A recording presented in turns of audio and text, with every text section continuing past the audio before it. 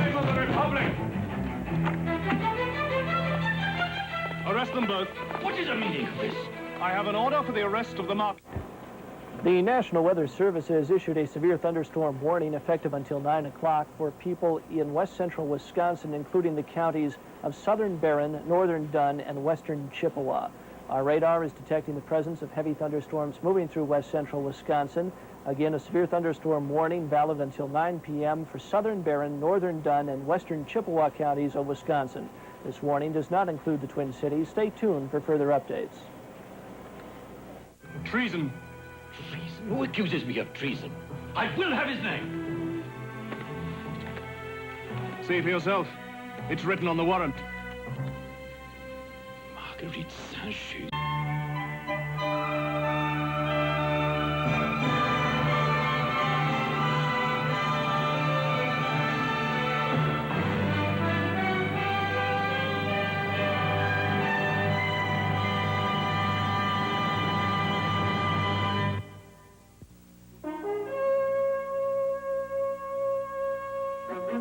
Hi, I'm Jane Seymour. If you'd like to read more about the French Revolution, the Library of Congress suggests these books. The Days of the French Revolution by Christopher Hibbert, The Scarlet Pimpernel by the Baroness Orczy, The World of the French Revolution by Robert R. Palmer.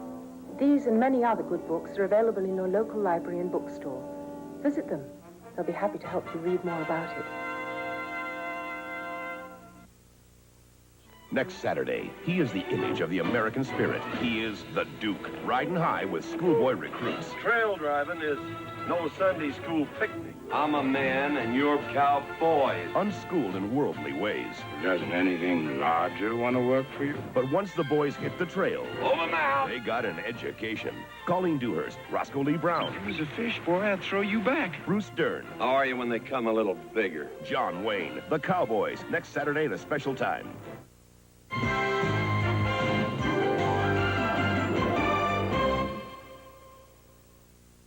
Sunday. You know who she is? Her taste for mystery has made her a legend. I'm living proof. I say different. Jessica Fletcher, Murder, She Wrote. Then, what if the worst happened? I'm afraid your daughter will be a paraplegic. What if someone offered one chance? Could you imagine getting a paraplegic to stand again? What if that chance became a miracle? We've come this far. Let's just go for it. Judd Hirsch, Kim Darby, and Amy Steele. First Steps, Sunday. Tomorrow on CBS. A taste of summer, Minnesota style. A sudden thunderstorm tonight brought rain, wind, and knocked a Twin Cities television station off the air.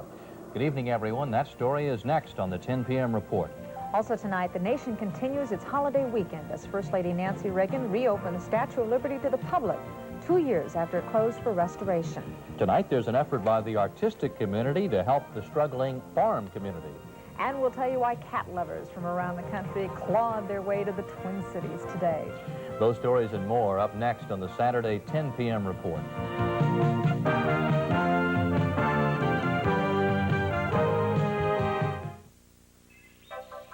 True Temper understands driveways don't need watering, so our adjustable revolving sprinkler waters only the area you need. Large size, small size, or pint size. Still fighting with your hose? Well, stop it. With True Temper's new Quick Connect system, it's easy, it's quick, and it helps keep you from getting wet, unless that's what you want. The Waterworks from True Temper, now with rebate.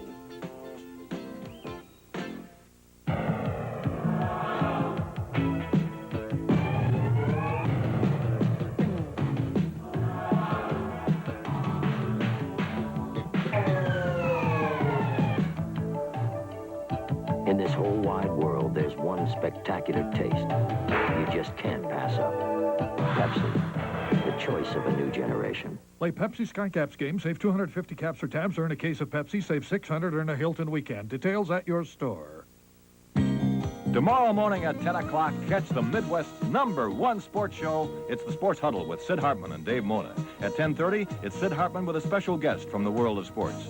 At 10 minutes to 1, the Twins in Baltimore. At 5 tomorrow afternoon, it's the Doctors. 1 hour of interviews with specialists in the medical field. And at 6 tomorrow night, Ron Shara Outdoors.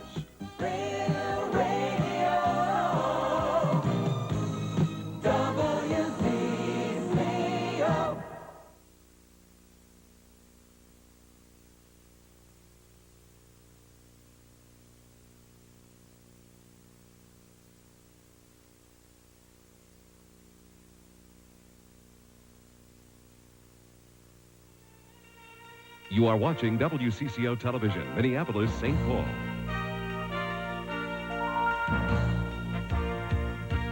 All today's news with Mike Walcher, Debbie Ely. Dr. Walt Lyons has weather.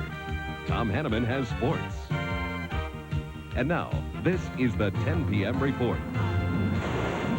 The clouds rolled low over the metropolitan area early this evening after building to the west all afternoon. A severe thunderstorm warning went up as the rain began pelting the western suburbs. And with the rain came winds strong enough to knock over trees. Some fell in St. Paul, and some Twin Cities television viewers didn't have anything on their screens as KSTP was knocked off the air. A lightning bolt hit the studio and kept the station and its viewers in the dark for several hours this evening. Good evening, everyone. That's just one of many power outages caused by this blast of Minnesota's summer weather. Northern States Power Company says scattered power outages remain throughout the metro area. Most are concentrated in the western suburbs of Minneapolis and the northern suburbs of St. Paul. NSP expects to have the power restored to most areas by later tonight. One has to wonder if they get the power restored if we'll have another storm come through here and knock it out again. That would be like the atmosphere, but not tonight. It looks like we're going to have just drying out and cooling off. It's going to be actually a very pleasant Sunday. The watch that had been in effect has now been canceled. There is still a severe thunderstorm watch for portions of Wisconsin, but that's not going to affect the Twin Cities. Our radar shows that we just have a few light showers in the southeastern portion of the metro area. The really heavy stuff is now crossing just about out of southeastern Wisconsin or Minnesota into Wisconsin, away from us and towards a beautiful Sunday tomorrow. Once again, we've escaped unscathed. We've been very lucky this year over most of the metro area. Okay, thank you. Celebrations of Liberty Weekend continue across the nation tonight. The Statue of Liberty was reopened to the public today after 2 years of restoration work. First inside were some children from the U.S. and France. Some of the tall ships which grace New York's harbor pulled ashore today, allowing tourists on board for visits. And as the festivities wind down in New York, the President and Mrs. Reagan returned to the White House today after presiding over ceremonies marking the Statue of Liberty's 100th birthday. Mike? But this holiday weekend has a darker side. The deaths of 7 people in fireworks accidents, and about 70 more have been hurt. In Madison, Wisconsin, 33-year-old Jerome Heim was killed when a series of rockets blew up in his face. Heim was a professional fireworks operator.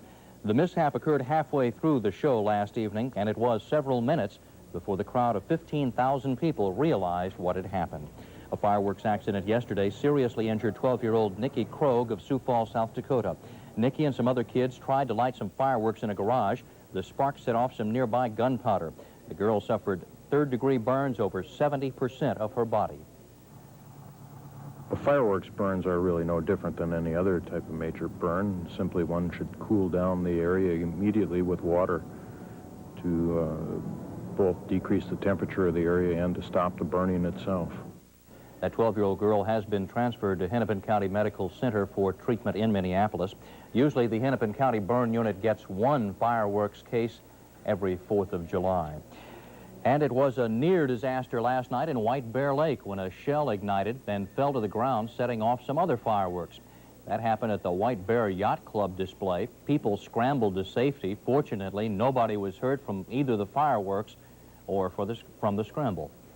It's been an even deadlier weekend on the nation's highways. Since the 4th of July weekend started, 257 people have died in traffic accidents, 4 of them in Minnesota. One crash killed 32-year-old Michael McCurdy. It happened during a police chase early today in St. Paul. Police say they tried to stop his car after neighbors reported it as a suspicious car in the area. McCurdy took off and the police followed him. The high-speed chase ended when McCurdy crashed through a police barricade at Como and Snelling Avenue. McCurdy's was the second death. The first happened Thursday when a Seattle man lost control of his car near Ashby, Minnesota. And shortly before news time, we learned of a crash near Fertile, Minnesota, killing a man and a woman from Kennedy, Minnesota. Rescue crews tonight recovered a body believed to be that of a St. Louis Park woman who drowned in the Crow River last Saturday. 27-year-old Murine Metzel was inner tubing with friends and relatives when her tube capsized at the Burning Mills Dam. A nearby fisherman, 37-year-old Jolden Hartog, rescued one of her friends, but was sucked under the treacherous dam when he tried to reach her. His body was recovered earlier this week. Tonight, at least 20 people nationwide have gotten sick after eating contaminated Polar Bars ice cream. The victims include 3 expectant mothers in Kentucky. Their fetuses may be at risk from the bacteria-infected ice cream. And polar bars with the suspect lot number 516426 are turning up locally. The ice cream comes from a plant in Richmond, Virginia. That plant now has been closed. Scores of Twin Cityans have eaten the polar bars, but nobody's gotten sick yet, including the family of this man. We called the family doctor, and he said you might have a little intestinal problem. And I said, well, we've been eating brats and beans and stuff. I said, that might be a symptom anyhow. Some of the bars were sold at this holiday store in Plymouth. The bacteria is particularly dangerous to pregnant women. Last year, it killed 84 people in California after infecting some cheese products. A local poison control center has this advice for people who have eaten a polar bar with that lot number. Just simply not to panic, but just simply to observe for a period of several days at least for any symptoms of a febrile or fever-producing illness, any gastrointestinal symptoms such as vomiting, diarrhea, nausea, anything to indicate that physically something's just not right. Again, the lot number of the contaminated polar bars, 516426. Kraft Foods, the makers of this product, says if you have a polar bar with any number on it, you should throw it out. Still to come tonight, a new effort to help financially strapped farmers. They're doing it by selling works of art depicting American agriculture. And a bit later, we'll tell you how some people chipped in to help some orphan ducks.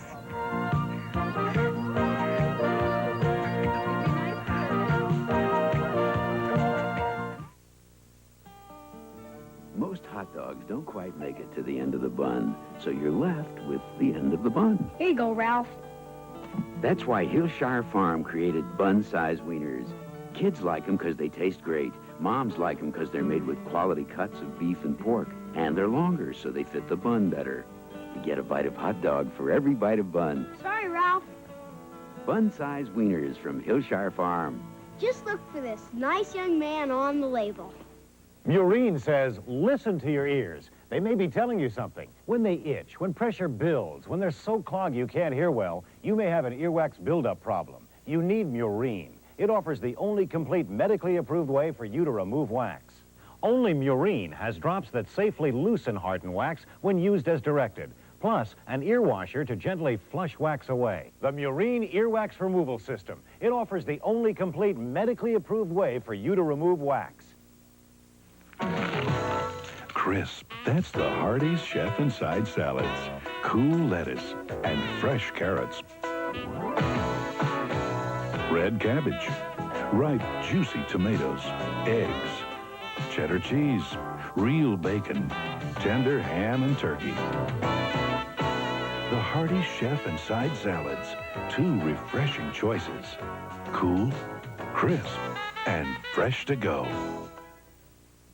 How did America get to be so special? Let Midway show you and your family. Midway Airlines presents the historic Affordable America with our American Spirit Metromizer fares. Experience our nation's capital, the landmarks of Philadelphia, the charm of Boston, or New York's majesty. Call Midway or your travel agent. This is the summer to see America, and we have the fares that make it affordable. Midway. Our spirit will lift you.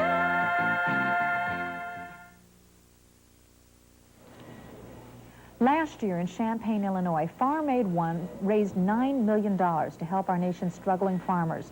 The show was organized by singer Willie Nelson and brought out some of country's best-known performers. But this year's attempt to repeat that success fell a little short. Farm Aid 2, held yesterday near Manor, Texas, raised just about $1 million.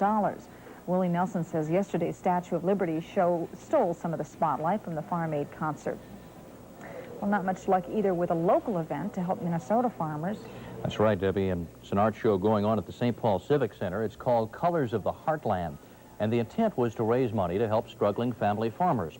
But unless sales pick up between now and tomorrow when the show closes, organizers may not be able to cover their own expenses. Terry Sater reports on this show.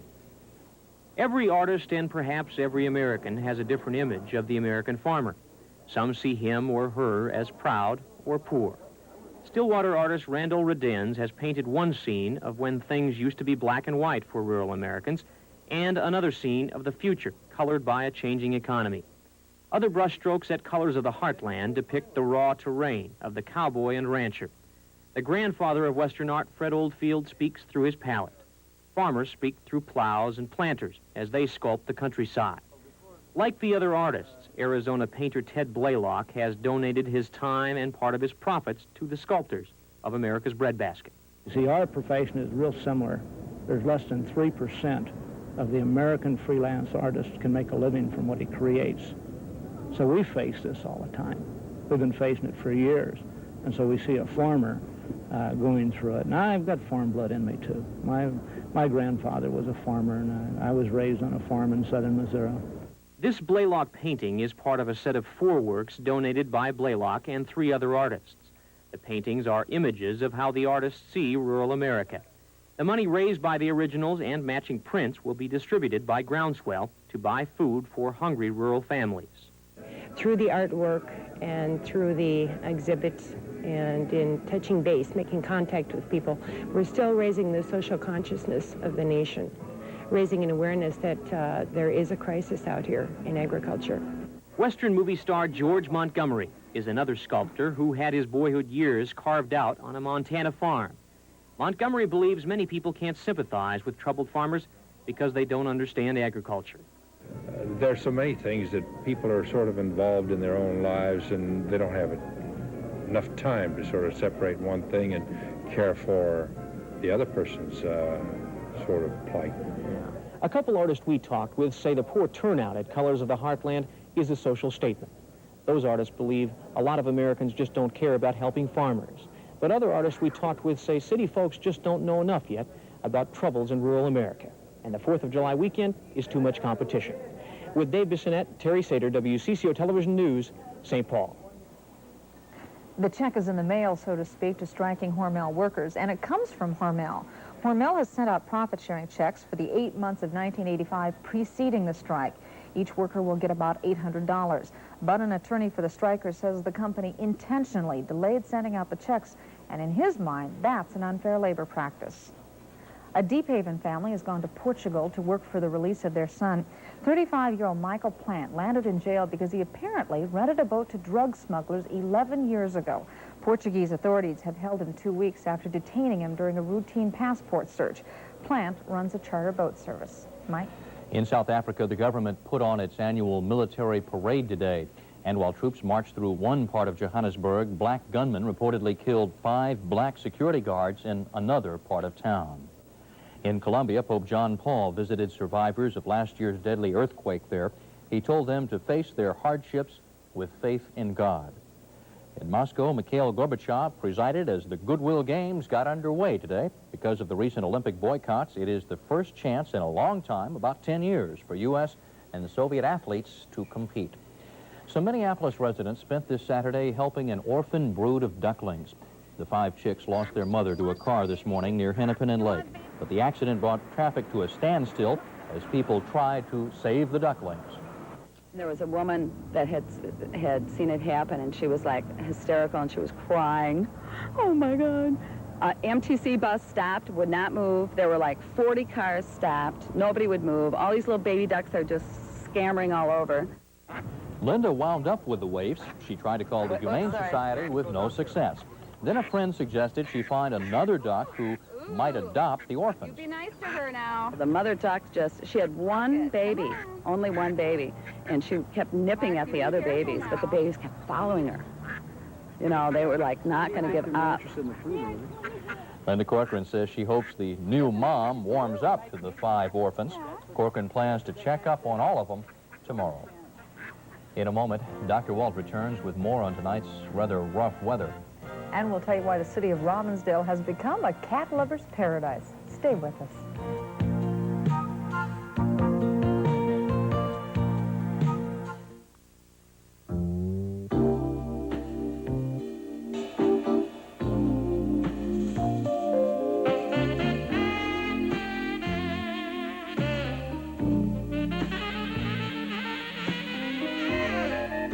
Summer salads from Perkins.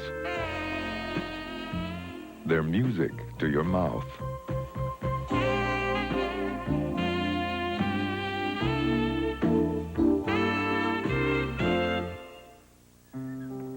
This is how many parents find out about the Apple IIc.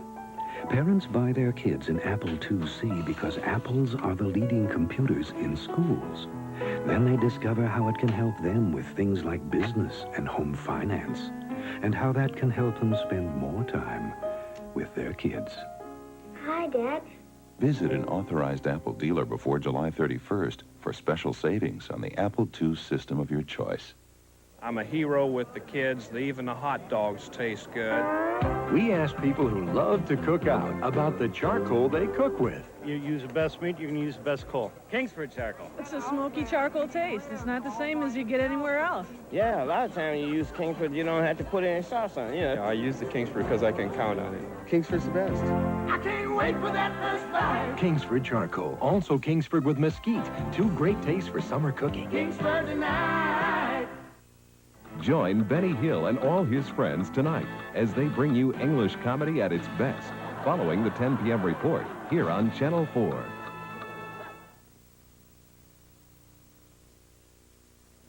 How do we keep doing it?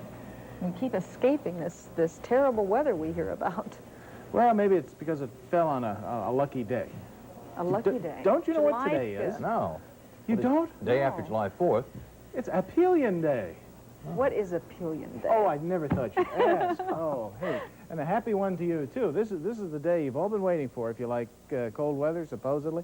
This is the day when the Earth is as far as it gets from the sun as it goes around Old Sol in its elliptical orbit, exactly 94,512 and 258.0 miles from Nicollet Mall, give or take a couple thousand miles. The sun may be far away, but I tell you, it was beaming down enough to produce some pretty heavy boiling thunderstorms up to 61,000 feet, sweeping ahead on a cold front. The front is now just about through us. The winds are swinging into the northwest. There is fair, dry, cooler, pleasant, nice air coming at us instead of the awful, icky, sticky, messy stuff we had. Today, on the Upper Peninsula of Michigan, the temperature's got to 96 degrees at Houghton, Michigan. On the other side of the lake, actually, along the North Shore, it was only 67. But you can see it's much cooler well to our west, but that's where the air is coming from.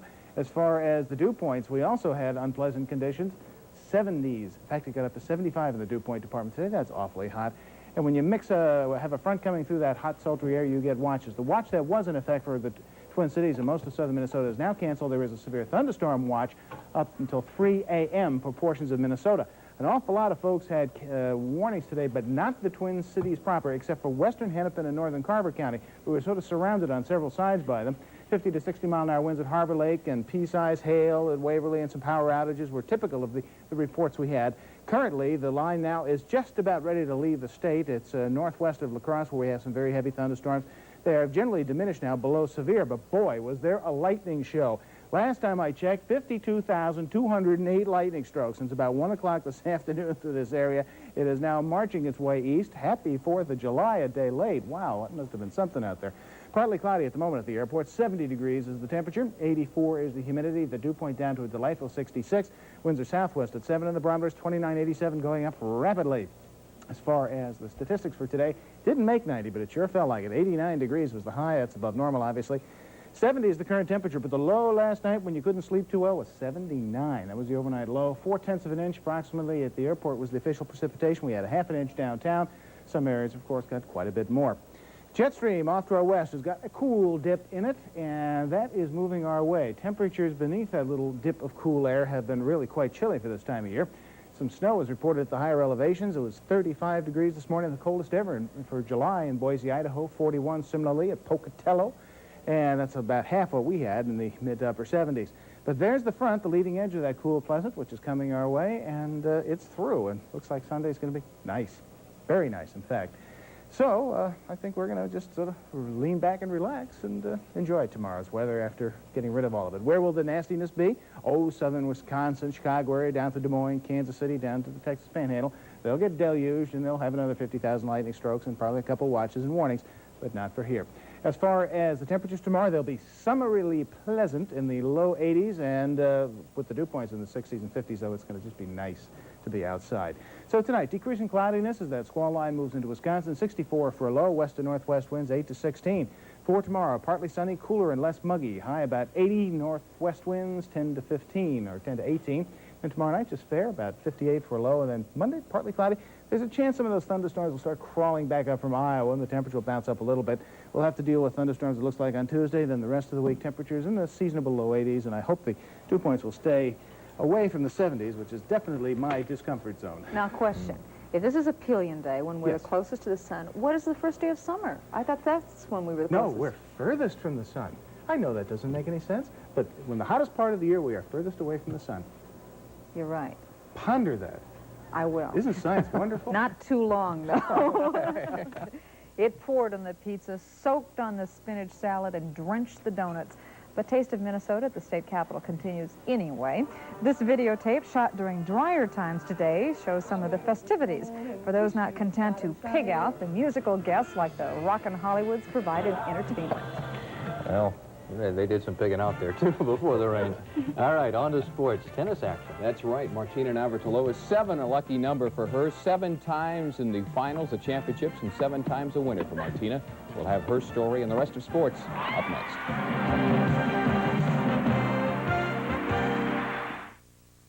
Lean on me when you're not strong, and I'll be your friend. I'll help you carry on, for it won't be long till you're gonna need somebody to lean on. When you need a truck to lean on, nothing works like a Chevy Truck. Burger King announces a double deal, the Double Deluxe Meal Combo. Double or nothing, that's how I play. Got a great new taste and I got it my way. Try the great new taste of a Double Deluxe with melted cheese and bacon, large fries, and a medium drink for a special price.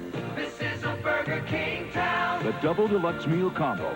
A great meal at a double great deal. Don't miss it. We know how burgers should be. Tomorrow morning at 10 o'clock, catch the Midwest's #1 sports show. It's the Sports Huddle with Sid Hartman and Dave Mona. At 10:30, it's Sid Hartman with a special guest from the world of sports. At 10 minutes to 1, the Twins in Baltimore. At 5 tomorrow afternoon, it's the Doctors. 1 hour of interviews with specialists in the medical field. And at 6 tomorrow night, Ron Shara Outdoors.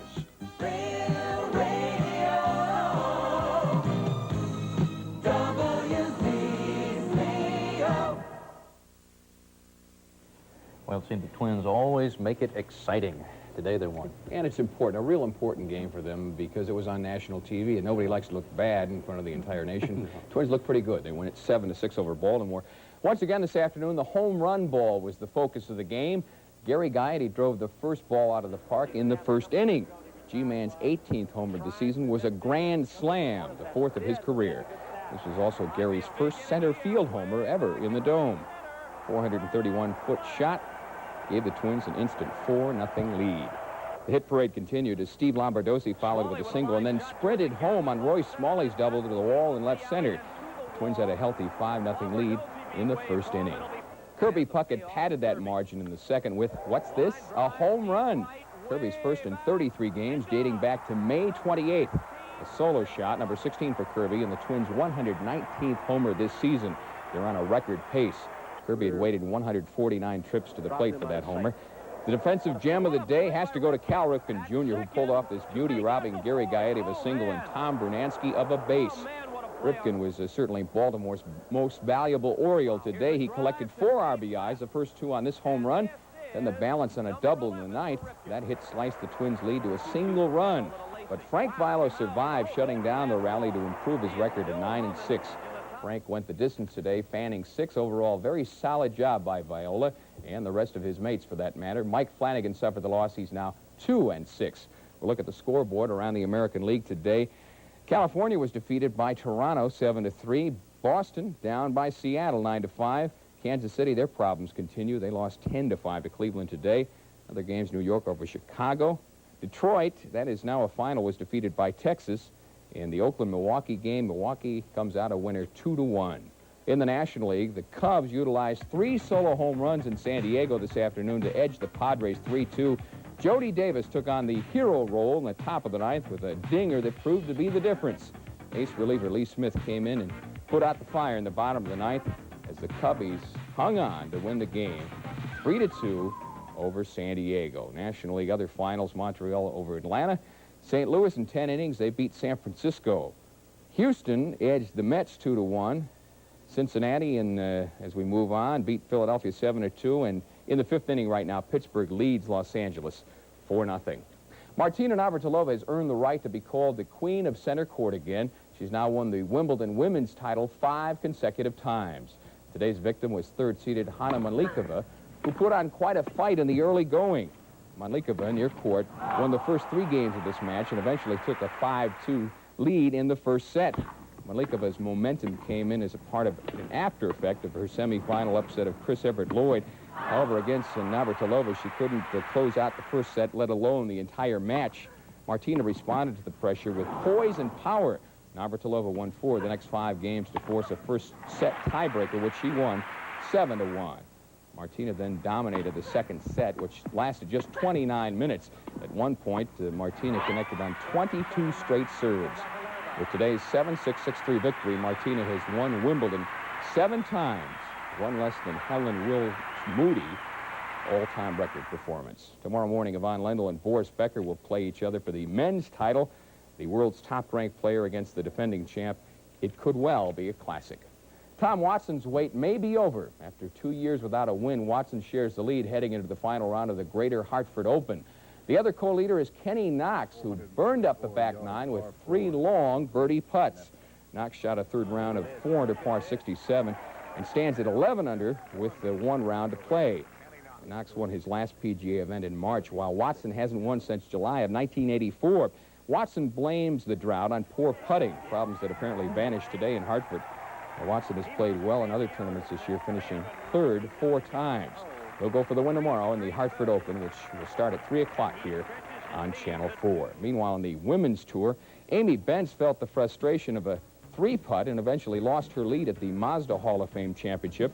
After her birdie putt slid by the hole, Benz missed again and settled for a bogey. She then double bogeyed the final 2 holes and set up a 3-stroke lead over Amy Alcott. Benz is 1 stroke behind. Incredible might be the best way to describe Ingrid Christensen's track performance in Oslo today. Not only did she smash her world record in the 10,000 meters, but thanks to this explosive finish, Christensen broke her old world record by 46 seconds. A lightning-quick pace obviously established here because everyone broke the old time. Ingrid Christensen with a world record performance. No world records fell at Canterbury Downs today, but there were some big payoffs. 30 people picked 6 correctly, and each received $9,500. The pick 6 pool, $329 grand today. 16,000 plus spent a day at the races, and they wagered a total of $1.5 million. Kind of muddy out there today. This is one of the better finishes of the afternoon. Noble Assembly with Kenny Black aboard, nosed out Subliminal. Bye.